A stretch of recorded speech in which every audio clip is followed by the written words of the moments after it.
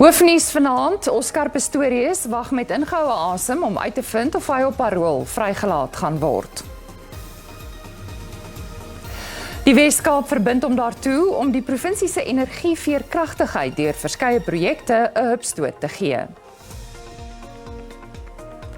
En soos verwag word die repo-koers weer verhoog, maar die keer met 50 basispunte.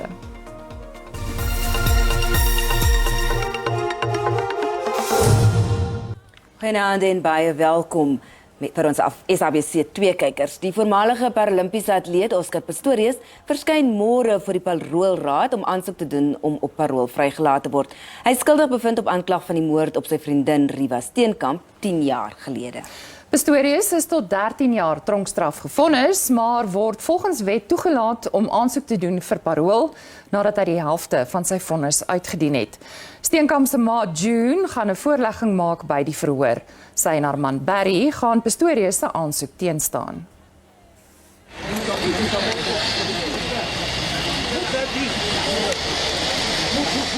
Dit was 'n uitgerekte verhoor en uiteindelik moes Pistorius pa staan vir sy dade. Hy het voluit Steenkamp nie opsetlik doodgeskiet nie, maar dat hy haar vir 'n inbreker aangesien het. She was sitting on the floor to the right of the toilet, my lady. She was seated on her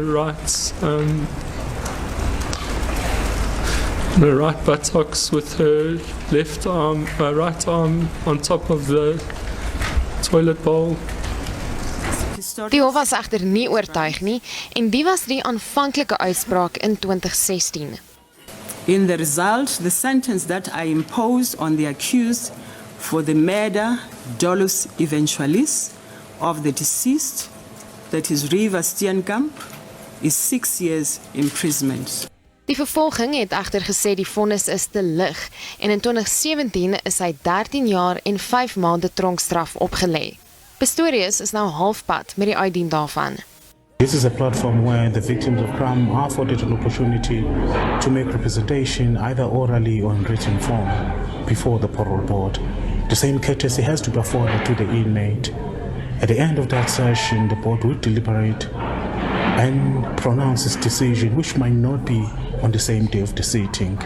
It has to be understood that Mr. Pistorius was given a 13 years and 5 month sentence and has served just over 7 years, meaning that he has served the minimum required time, thus becoming eligible to be considered for parole placement.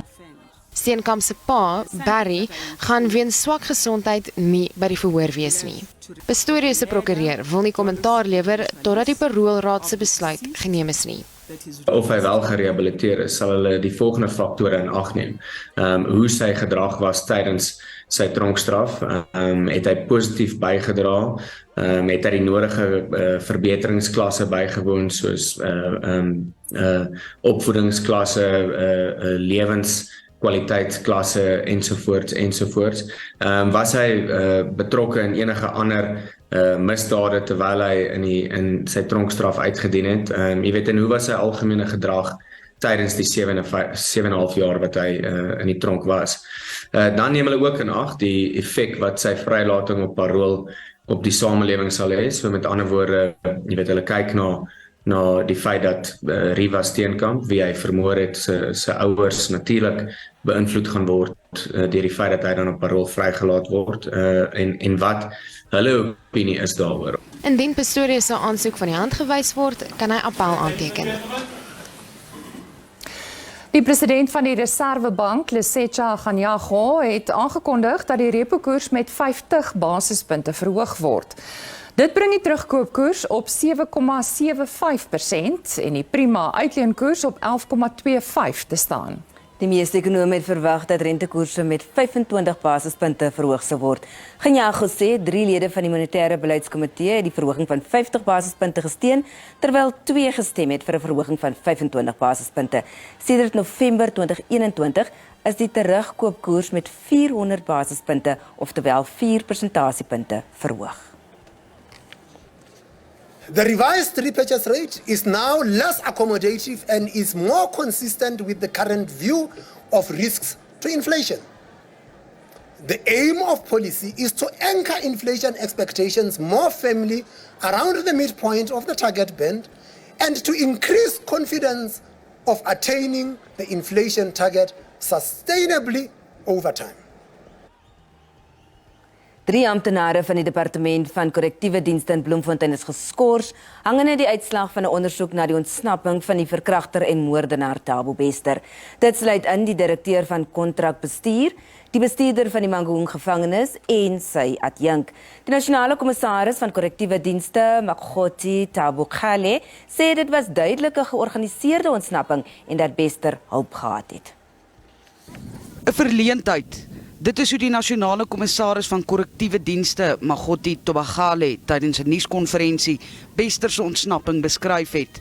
Hy het bygevoeg dat alle veiligheidsstelsels in Mei verlede jaar op die dag van die ontsnapping ingegee het. This talks to a facility that has compromised its security systems beyond any reasonable doubt. Tampering with surveillance cameras points to a failed monitoring system, deliberately orchestrated to conceal crucial evidence and individuals who aided Bester to escape. This is also a failure to guarantee safe custody of inmates and a breach in terms of the responsibilities allocated to the contractor. Failures from the contractor do not exonerate the officials in the employ of the Department of Correctional Services. These are officials who are tasked with specific responsibilities to oversee and monitor operations at Mangaung Correctional Facility. Tabukale sê dit is kommerwekkend dat 'n private voertuig wederregtelik toegang tot die gevangenis gekry het op die dag van die ontsnapping. It becomes vividly clear that as correctional services, we are dealing with a well-calculated and organized escape debacle. Hence, on an ongoing basis, the South African Police Services continues to investigate this matter. Die departement het intussen bevestig dat hy nie G4 se kontrak om die Mangaung korrektiewe sentrum te bestuur sal hernie wanneer dit in 2026 verstryk nie. Tabukale sê hulle is vol vertroue dat Bester binnekort vasgetrek sal word. Die Weskaapse LER vir infrastruktuur, Tertius Simmers, sê sy departement is daartoe verbind om die provinsie se energieveerkragtigheid deur verskeie infrastruktuurprojekte 'n hupstoot te gee. Simmers was die gasspreker tydens die premier Ellen Windey se weeklikse aanlyn inligtingsessie oor energie. Hy sê sy departement het R24 miljoen toegeken vir die installering van byna 1000 sonkraggeisers vir menslike nedersettings reg oor die provinsie. Dit is gedoen om die impak van die energiekrisis op arm en behoeftige huishoudings te versag. Simmers sê terwyl die departement se mikpunt is om infrastruktuurgroei en belegging vir die provinsie op die langtermyn moontlik te maak, het die departement ook sy begroting aangepas om hulp te verleen om die energiekrisis te pak.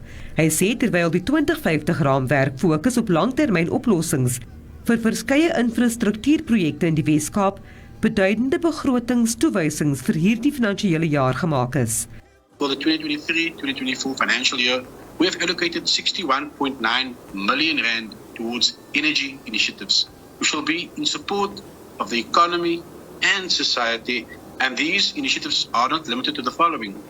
We have allocated 9.8 million rand for the project preparation support for independent power producers procurement in Stellenbosch, because this is a municipality that's at the forefront and leaders in energy resilience, and this seed funding, we will believe, will further accelerate this municipality's renewable energy agenda. R1 miljoen is bewillig vir projekvoorbereidingsondersteuning in die ontginning van gasenergie vir die provinsie, terwyl R3 miljoen op sy gesit is vir beplanning vir netwerk en transmissie-infrastruktuur opgraderings. Obviously, government facilities are not immune to the energy crisis, and therefore we will be supporting key facilities to augment the energy shortage with the following. And earlier this week, we completed 2 new solar PV installations, the one at the Green Building on the Karl Bremer Hospital area and for the Department of Agriculture as well. But also, key government sites and buildings will benefit from our further initiatives into the new year. Premier Eluindi het sy eerste formele vergadering gehad met die minister van elektrisiteit, Gosiyenso Ramagopa, wat verlede week kragsentrales in die Kaap besoek het. I've raised it with the President.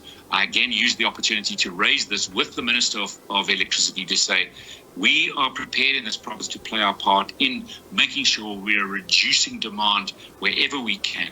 But there needs to be a sweetener, there needs to be an incentive, and that should be if we can, whatever that formula is, if we can save 100 megawatts, can we at least get 50 of those megawatts back in load shedding relief?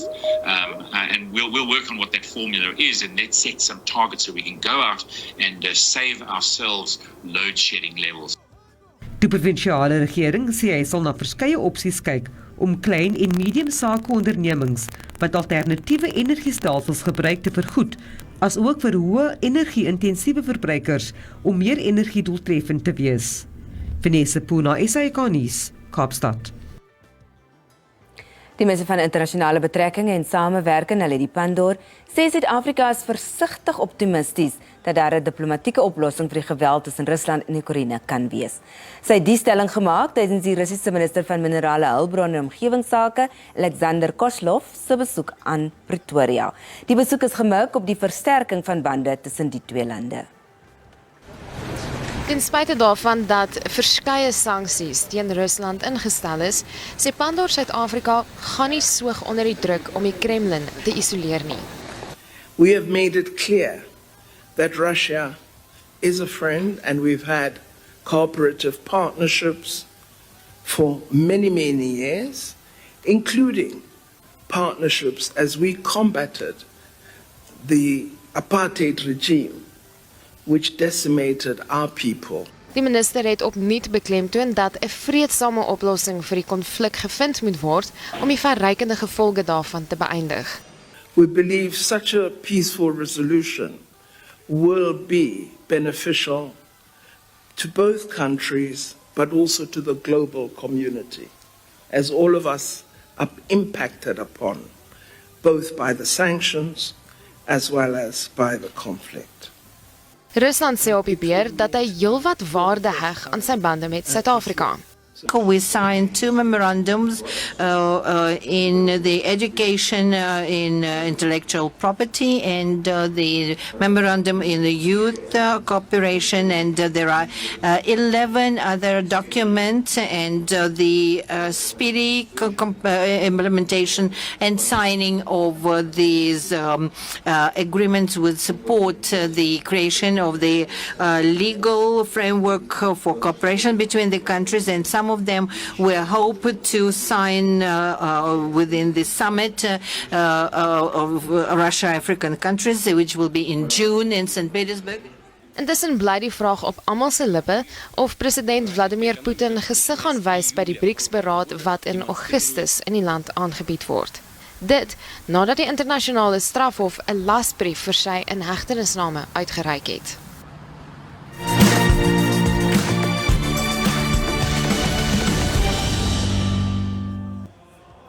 In Rome sê verpleegpersoneel by die hospitaal waar Paus Franciscus gister opgeneem is, die kans dat hy ontslaan gaan word lyk goed.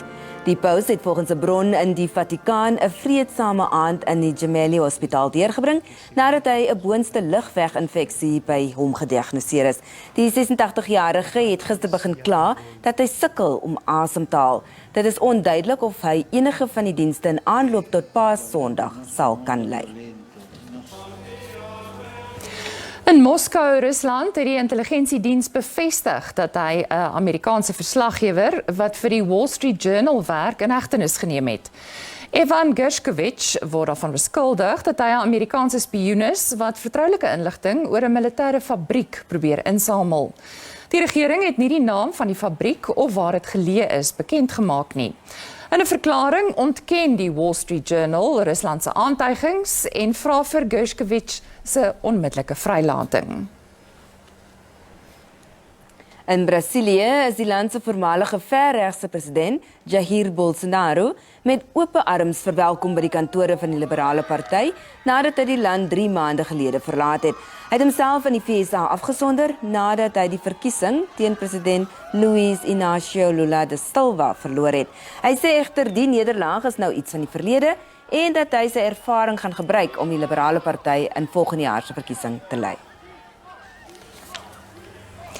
In Switserland is die skelet van 'n reuse Tyrannosaurus Rex aan die publiek bekendgestel voor sy veiling volgende maand. Die massiewe karnivoor, genaamd TRX-293 Trinity, sal na verwagting meer as 115 miljoen rand haal wanneer dit in April in Zurich opgeveil word. Die geraamte van die koning van die dinosourusse, wat 3,9 meter hoog en 11,6 meter lank is slegs die derde van sy soort wat nog op 'n veiling geplaas is en die eerste in Europa. Die gefossileerde oorblyfsels dateer meer as 67 miljoen jaar terug. Die ontvangers van maatskaplike toelaas spartel met die hoë lewenskoste. Vir miljoene Suid-Afrikaners is dit 'n daaglikse stryd om werk te kry. Om honger te gaan slaap is vir baie 'n werklikheid. Die inwerkingstelling van die spesiale verligtingstoelaag van R350 in 2020 het die las effens verlig. 11 miljoen mense baat daarby. 350 money, it's better because sometimes when we're broke or we don't have a job or we are not working, it will help us, you know. Sometimes, let's say, on a monthly basis, I don't have any income, then I guess the 350 is helpful for like other basic needs or wants. Die meeste begunstigdes verkies egter werk bo staatshulp. I think it makes the people lazy. To be honest. For me, I think it's not a good idea because if you look at it from a perspective where they are going to be reliant on it, it's something that they won't work that much, they're going to lay back because of that. Current cost of living is too high, and with 350 you barely can survive with it. You know, if you go to the shops, I mean, what more can you get with the 350? Die toelaag is vir baie 'n skrale reddingsboei.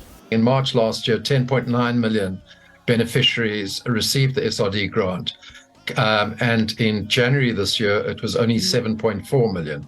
So you can see that several million people were excluded.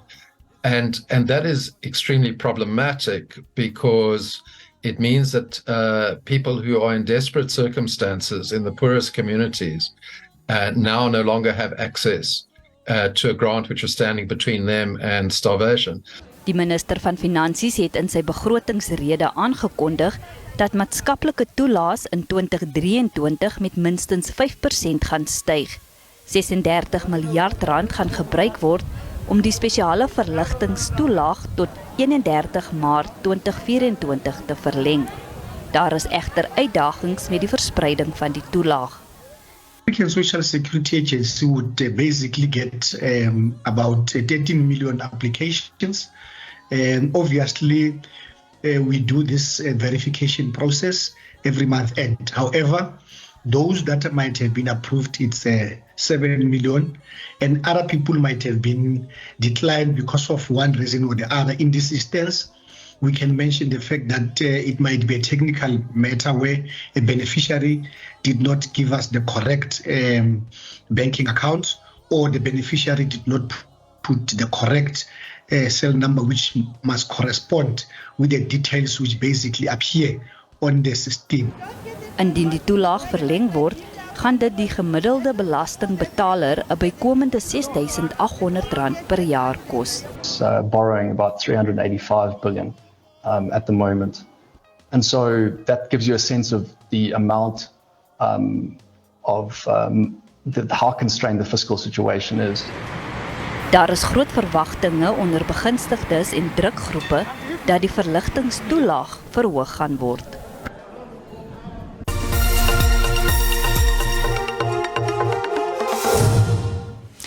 Kom ons kyk na die dag se markaanwysers. Die rand het teen die sluiting van die JSE om 5:00 vanmiddag sterker verhandel teen die vernaamste geldeenhede na die aankondiging dat die repo-koers met 50 basispunte verhoog is. Die JSE se indeks van alle aandele het gestyg en die goudprys was teen die sluiting van die JSE laer. Die prys van platinum het gestyg en Brent-olie is ook duurder.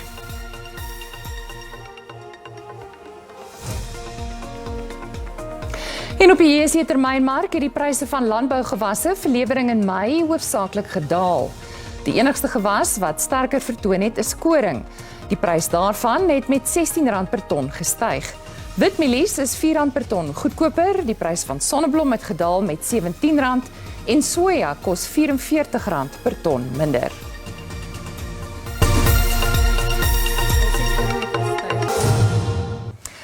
Vroue in sport word steeds deur baie uitdagings in die gesig gestaar, maar daar is hoop vir die toekoms.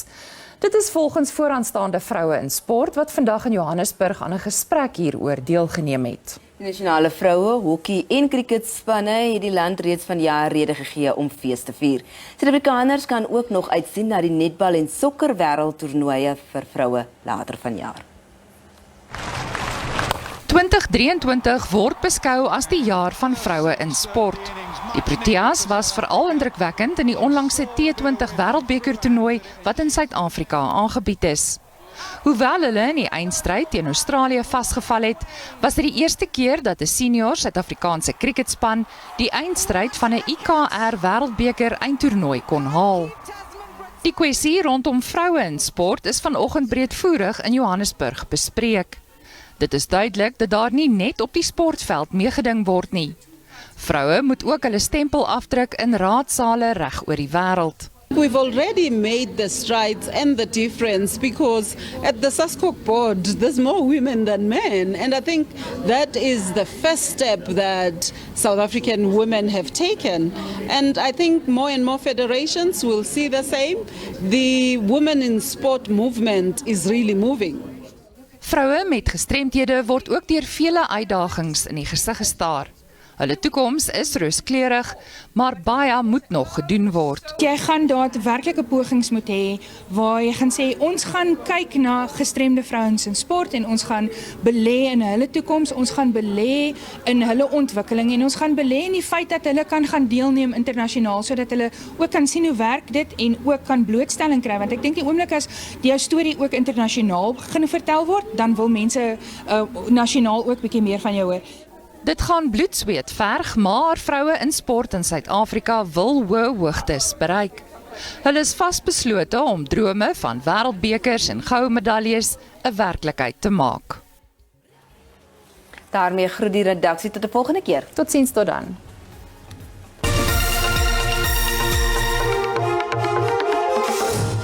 Goeienaand, welkom uit 'n koel Johannesburg.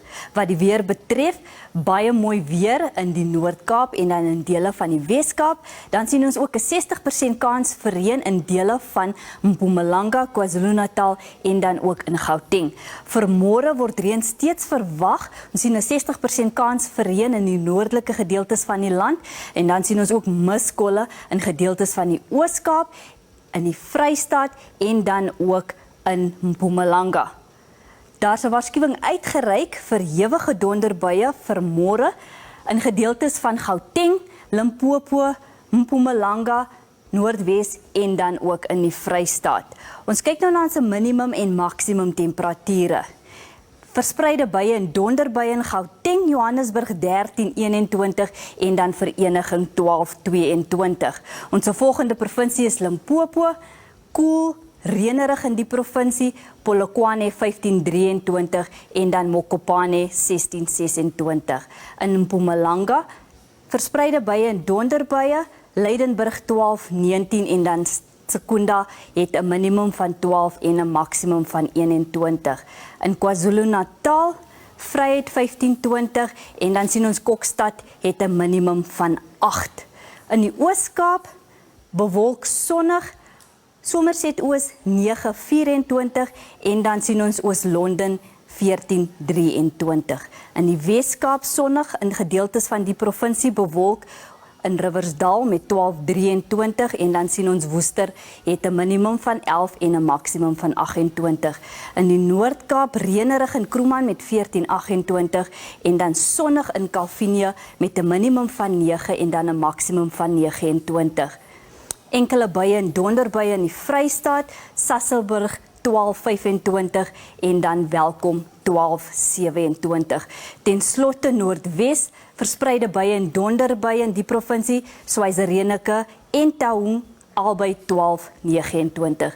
Dit is dan al van my en die weerdiens, 'n rustige aand verder.